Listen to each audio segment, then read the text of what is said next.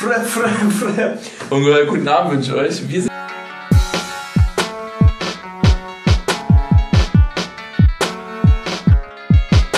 so viele Leute wünschen mir den Tod, aber was wäre denn ohne mich hier los? So viele Leute, die mich bedrohen, aber nie passiert was wie gewohnt. So viele Leute wünschen mir den Tod, aber was wäre denn ohne mich hier los? So viele Leute, die mich bedrohen, aber nie passiert was wie gewohnt. So viele Leute wollen mir auflauern, vor Konzerten aufs Maul hauen oder mich mit einem Messer stechen, nur weil sie denken, dass sie besser rappen. Aber du kannst dich nicht selbst einschätzen, doch unter Rappern ist das längst nicht selten okay. Ich versuche dir zu helfen, zwischen uns liegen Welten. Nur weil ich Polunder trage und keine tätowierten Muskeln habe, werfen sie mir vor, Rap zu zerstören. Aber es sind die Hip-Hop hören, Fans mit null Plan in der Tasche. Wenn ihr wüsstet, wie sehr ich euch hasse, zum Glück geb ich mit der Musik ein Stück meiner Aggressivität zurück. So viele Leute wünschen mir den Tod, aber was wäre denn ohne mich hier los? So viele Leute, die mich bedrohen, aber nie passiert was wie gewohnt. So viele Leute wünschen mir den Tod, aber was wäre denn ohne mich hier los? So viele Leute, die mich bedrohen, aber nie passiert was wie gewohnt. Ich verdiene nun Geld mit guter Musik, verdiene nun Geld mit YouTube. Sieh dir die Kommentare unter den Clips an. Ich kann nix dafür, dass du nichts kannst. Auch deine Morddrohung macht mir kein bisschen Angst. Also bleib anonym, denn du bist mir Schwanz. Hier sind meine Termine von der Bastatur. Schnell spring vor die Tastatur, um zu schreiben. In Köln werde ich umgebracht, doch im Backstage wird darüber nur gelacht. Ich weiß, du wirst enttäuscht sein, denn mit allem, was ich tue, bin ich erfolgreich.